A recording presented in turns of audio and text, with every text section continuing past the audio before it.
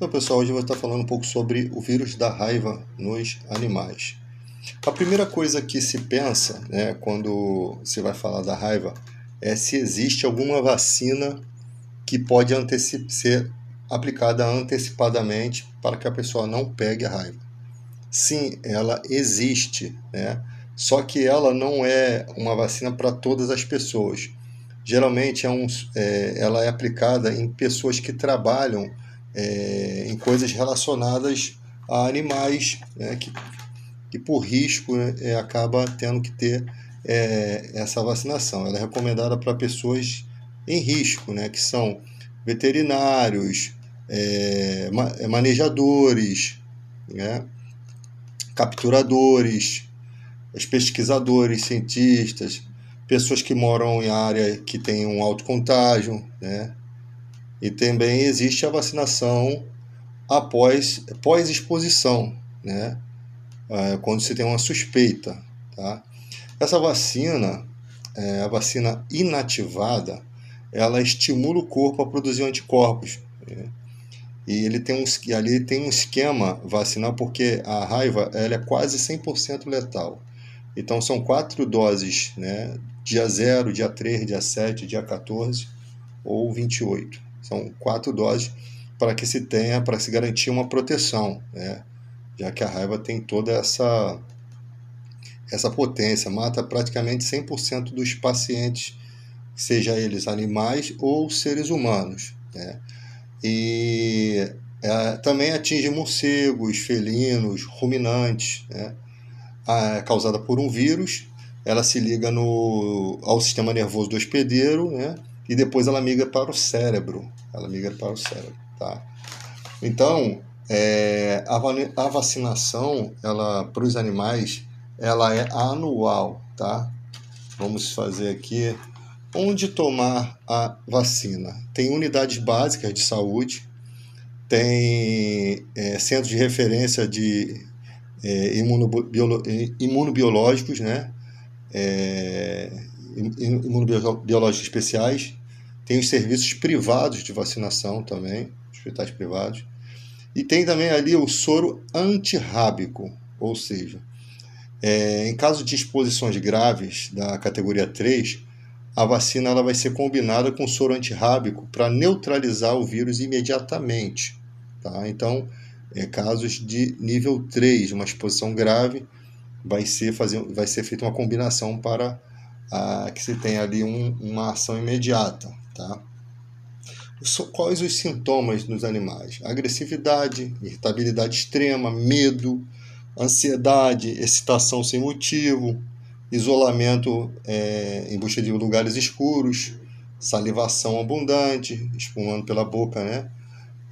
Latido com um tom rouco, como se estivesse uivando, né? Dificuldade para engolir. Tem a fotofobia, que é a aversão à luz, né? Busca sempre lugares escuros, né? Falta de coordenação motora e fraqueza muscular. Geralmente quando o animal já está espumando, dizem que em 24 horas o animal acaba morrendo. Então, ali o nível já pode estar avançado, né? Tem níveis e tem doenças que podem se assemelhar um pouco com a raiva, mas em tudo você vai ver um cachorro que vai ter doença neurológica por conta do vírus, né? Lá em Paris, no ano de 1884, havia um cara chamado Dr. Jacques, né? Jacques Joseph Grancher, né? Que era um clínico especialista em tuberculose. Foi ele que convenceu o Louis Pasteur, né, a vacinar seres humanos. Tá?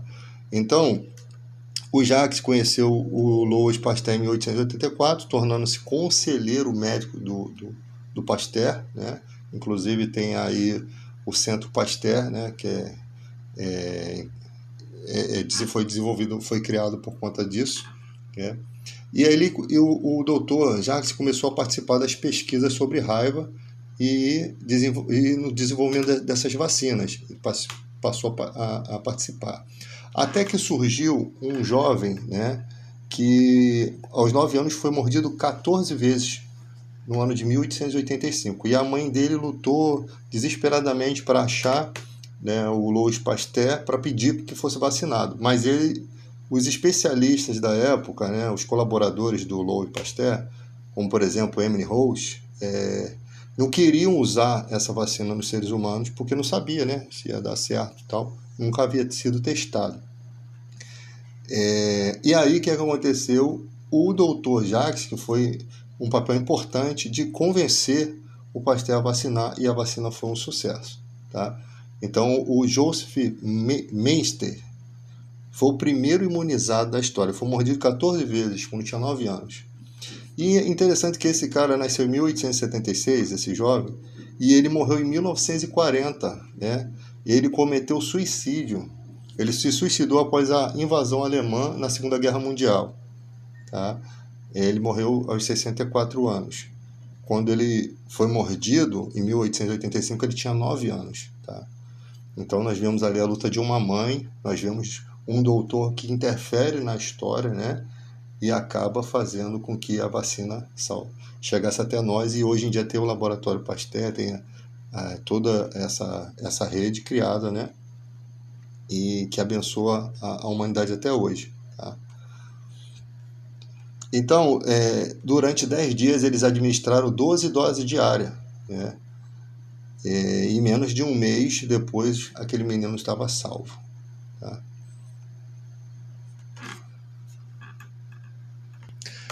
E os profissionais outros profissionais que tomam dessa vacina também são os espeleólogos, que são estudantes de cavernas, né? Os guias de ecoturismo, de áreas de risco, também tomam essa vacina para prevenir, né? Que ela não é divulgada para todo mundo, ela não é colocada para todo mundo tomar, né? Então não tem uma vacina preventiva a nível global. Somente quem trabalha com isso, que tem mais risco, que toma essa imunização, né? E quando a pessoa quando a pessoa verifica que o animal está com raiva, a recomendação é levar o animal ao veterinário. Só que a gente tem que entender que a gente vive numa população de maioria pobre, não tem dinheiro para pagar um veterinário, né? E também, para capturar esse animal sem ser mordido ou sem encostar nas suas secreções e suas feridas, é um pouco complicado, né? Essas vacinações elas deveriam ser de casa em casa, tá? Essa vacinação anual, e principalmente em áreas de risco, mas deveria ser de casa em casa, igual a Sucan fazia o trabalho de jogar o veneninho lá pro rato. Tinha que ser, a pessoa solicitava e ali e uma equipe vacinava, coisa rápida, né? Mas que acabam deixando a coisa fluir e acaba tendo morte. Porque eu não sei se talvez isso acontecendo, a gente conseguiria erradicar a raiva, né?